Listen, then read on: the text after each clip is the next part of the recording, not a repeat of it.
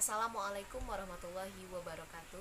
Sebelumnya perkenalkan, nama saya Yuni Hasdawati, NIM 2105345 dari Prodi Pendidikan Ekonomi. Baiklah, pada kesempatan kali ini saya akan menjelaskan, mempresentasikan mengenai jawaban ujian tengah semester Teknologi Perkantoran dengan dosen pengampu Ibu Dr. Armida SPD MPD. Baiklah, yang pertama adalah menjelaskan pengaruh perkembangan teknologi perkantoran terhadap efektivitas dan efisiensi pekerjaan kantor, di mana dengan adanya perkembangan ilmu dan teknologi di dalam perkantoran membuat peralatan dan mesin-mesin yang digunakan sudah semakin canggih, tentunya berpengaruh terhadap efektivitas dan efisiensi pekerjaan kantor. Selanjutnya, peralatan dan mesin-mesin yang sudah canggih tadi itu sudah termasuk mesin yang otomatis atau mesin elektrik yang tidak lagi digunakan secara manual, di mana pekerjaan yang sebelumnya dikerjakan oleh pegawai atau tenaga kerja secara manual yang terkadang sulit diselesaikan dengan tepat waktu, maka dengan bantuan alat dan mesin-mesin yang sudah canggih ini dapat mempercepat pekerjaan pegawai sehingga memudahkan pekerjaan yang sulit dan dapat diselesaikan dengan tepat waktu dan dapat hasilnya sesuai dengan yang telah direncanakan. Jadi perkembangan teknologi perkantoran ini dapat menghemat tenaga, menghemat waktu, dan menghemat biaya. Jadi dapat disimpulkan bahwa manfaat dari perkembangan teknologi perkantoran adalah meringankan tenaga dan pikiran pegawai. Yang kedua adalah mempercepat dan mudah pekerjaan perkantoran.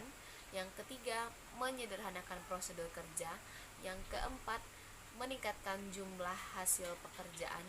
Yang kelima, meningkatkan mutu dari hasil pekerjaan dengan standar mutu yang telah ditentukan.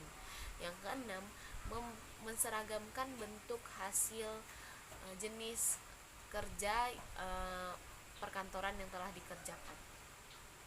Selanjutnya, selain perkembangan teknologi tadi mempunyai pengaruh positif, ternyata perkembangan teknologi perkantoran juga mempunyai pengaruh yang negatif. Yang pertama, dikarenakan pekerjaan sudah dibantu dengan adanya bantuan peralatan mesin yang canggih, sehingga menyebabkan pegawai tadi ketergantungan terhadap peralatan mesin kantor yang digunakan, sehingga digunakan secara terus-menerus yang menyebabkan pemborosan. Yang kedua, itu berkurangnya atau pemakaian tenaga kerja, dan itu bisa berakibat kepada bertambahnya pengangguran karena beberapa pekerjaan itu sudah bisa dilakukan oleh peralatan atau mesin-mesin yang canggih tadi. Selanjutnya, yang ketiga, itu sulitnya mencari tenaga kerja yang memiliki keterampilan tertentu. Yang keempat, terkadang beberapa mesin atau peralatan kantor yang canggih tadi membutuhkan sarana penunjang lainnya yang menyebabkan membutuhkan biaya tambahan. Selanjutnya, adanya biaya pemeliharaan yang mahal dari beberapa peralatan kantor tersebut. Yang kedua, itu menjelaskan manfaat dari kantor virtual. Yang pertama, kantor virtual itu mempunyai manfaat. Yang pertama, pengurangan biaya fasilitas, karena mereka tidak membutuhkan ukuran ruang kerja atau ruang kantor yang cukup besar, karena sebagian besar tenaga kerja atau pegawainya bekerja dari tempat lain yang tidak perlu datang ke kantor, sehingga dapat mengurangi biaya sewa dan biaya perluasan kantor. Yang kedua, itu pengurangan biaya peralatan atau perlengkapan, karena mereka tidak bekerja di satu tempat yang sama, mereka tidak perlu membutuhkan peralatan yang banyak, sehingga mereka dapat berbagi peralatan atau perlengkapan melalui telekomputer. Selanjutnya, yang ketiga adalah tidak adanya atau kurangnya penghentian pekerjaan. Maksudnya di sini adalah jika kita bekerja di kantor fisik, kita harus datang ke kantor. Ketika kita mengalami gangguan bencana alam seperti banjir, gempa, dan segala macam, itu ketika kita bekerja di kantor fisik, tentunya kita akan adanya penghentian kerja karena terhambat. Tetapi ketika kita bekerja di kantor virtual, hal tersebut ini tidak menghalangi pekerjaan kantor kita. Kita tetap dapat bekerja di mana saja dan kapan saja. Yang keempat selanjutnya yaitu pemilik atau tenaga kerja itu dapat datang lebih cepat. Maksudnya di sini adalah mereka dikarenakan mereka tidak perlu datang ke kantor, mereka dapat mengakses pekerjaan itu di mana saja kapan saja.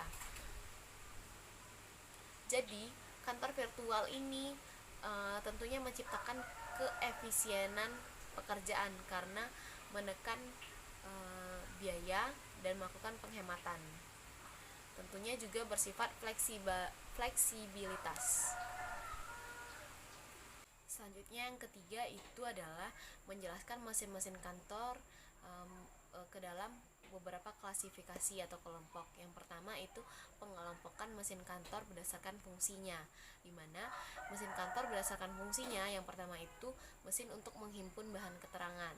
Contohnya itu mesin penjilid, mesin pelumang kertas atau perforator, terus hack mesin atau yang kita kenal biasa dengan stapler atau staples, terus pemotong kertas. Selanjutnya itu adalah mesin untuk mencatat bahan keterangan. Contohnya mesin penomor, mesin dikte, mesin pencatat kehadiran, mesin penghitung. Selanjutnya kita masuk ke mesin untuk mengolah bahan keterangan. Mesin untuk mengolah bahan keterangan itu adalah mesin jumlah, mesin hitung juga, dan juga komputer. Lalu kita masuk ke mesin untuk memperbanyak bahan keterangan. Itu adalah mesin stensil, mesin fotokopi, printer, terus scanner, mesin offset.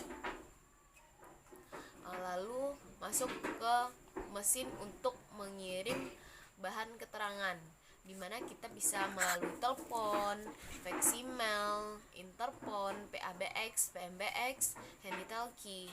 Terus kita masuk ke mesin untuk menyimpan bahan keterangan, di mana itu ada flash disk, hard disk, floppy disk, dan compact disk.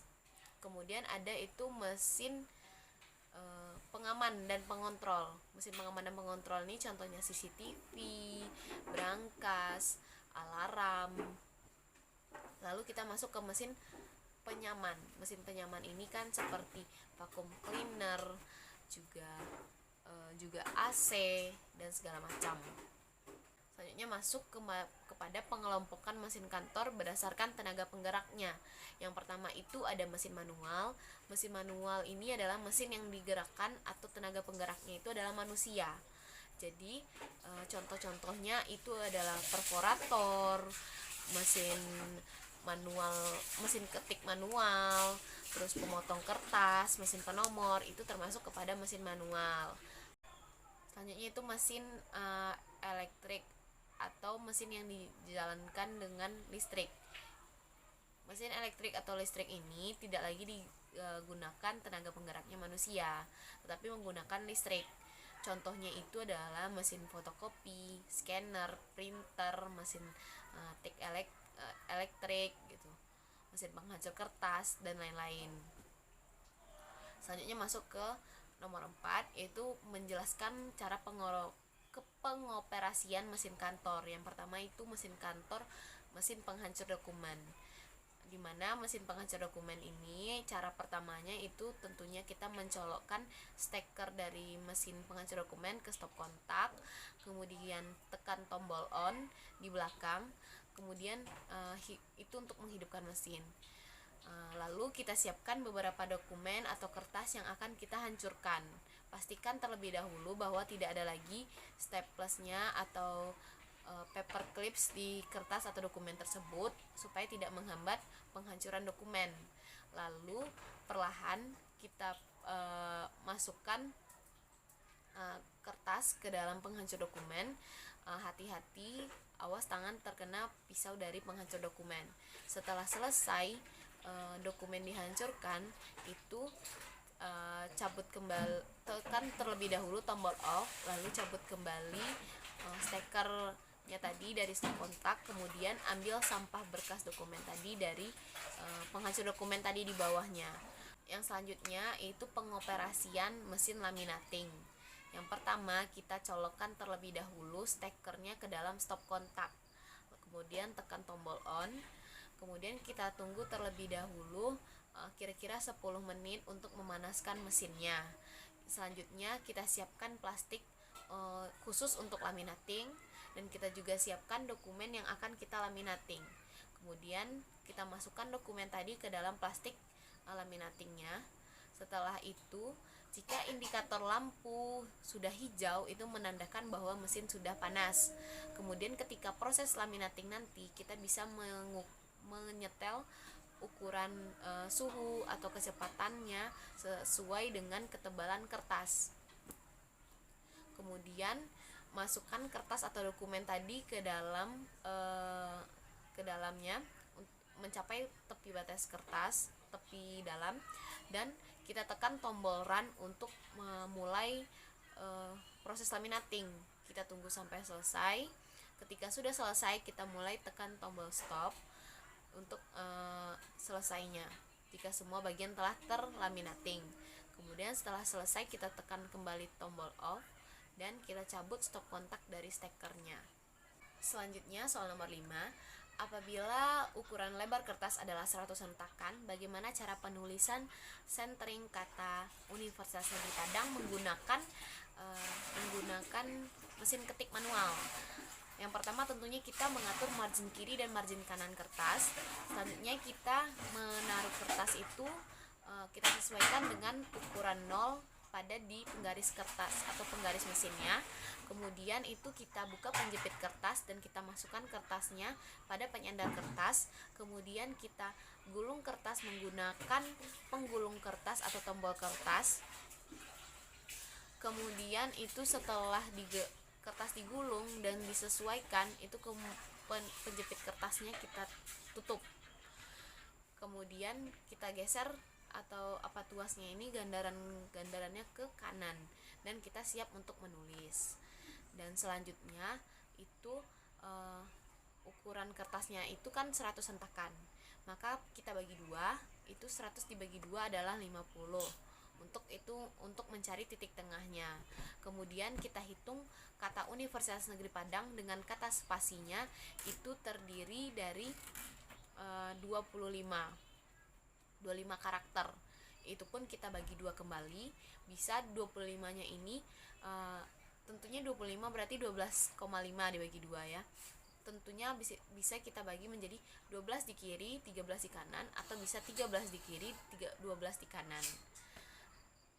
Selanjutnya itu kita mulai menulisnya dengan memberikan spasi sebanyak 25 kali, karena kita untuk mencapai titik tengah di pada titik visirnya. Untuk kita mulai menulis itu kita memberi spasi dengan 25 karakter, atau juga kita bisa mengetik tab sampai pada baris pembatas garis, pada garis penggarisnya itu mencapai titik 25. Kemudian setelah itu kita tekan pada papan touch tanda panah untuk memundurkan, itu memundurkan sebanyak 12 atau 13. Terserah pada kita maunya yang 12 di kiri, 13 di kanan, atau 13 di kiri, 12 di kanan. Kemudian setelah udah dimundurkan dengan papan touch tanda panah, itu baru kita bisa mulai menulis Universitas Negeri Padang. Selanjutnya itu nomor 6, mengenai berikan pendapat Anda mengenai kedudukan mesin tik manual di antara mesin-mesin kantor lainnya di dalam menunjang pekerjaan kantor saat sekarang ini. Menurut pendapat saya, penggunaan mesin tik manual itu sudah tergeser penggunaannya, atau sudah mulai tergantikan oleh penggunaan komputer dan laptop karena adanya perkembangan teknologi dan perkembangan globalisasi. Dikarenakan dengan menggunakan komputer dan laptop ini, pekerjaan kantor dirasa lebih cepat dan bisa dikerjakan dengan tepat juga. Sedangkan kalau mesin tik manual ini kita masih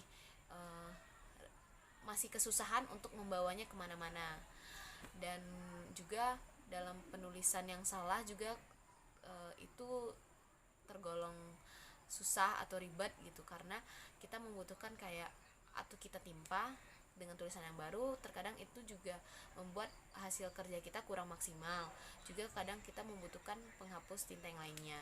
Jadi jika menggunakan komputer dan laptop, kerjaan kantor ini sudah bisa jauh lebih efektif dan efisiensi. Oleh karena itu, penggunaan mesin tik manual zaman sekarang ini dirasa kurang efektif dan efisien. Tetapi penggunaan mesin tik manual ini masih kadang beberapa instansi atau pemerintahan atau beberapa pihak itu masih menggunakan untuk pengisian itu struktur, nota, faktur gitu. Karena beberapa pengisian karena mengisi dokumen yang sudah ada itu dengan mesin tik manual ini dirasa lebih gampang. Hanya itu penjelasan saya dari jawaban saya. Apabila terdapat kesalahan dan kekurangan, saya mohon dimaafkan. Wabillahi taufiq wal hidayah. Wassalamualaikum warahmatullahi wabarakatuh.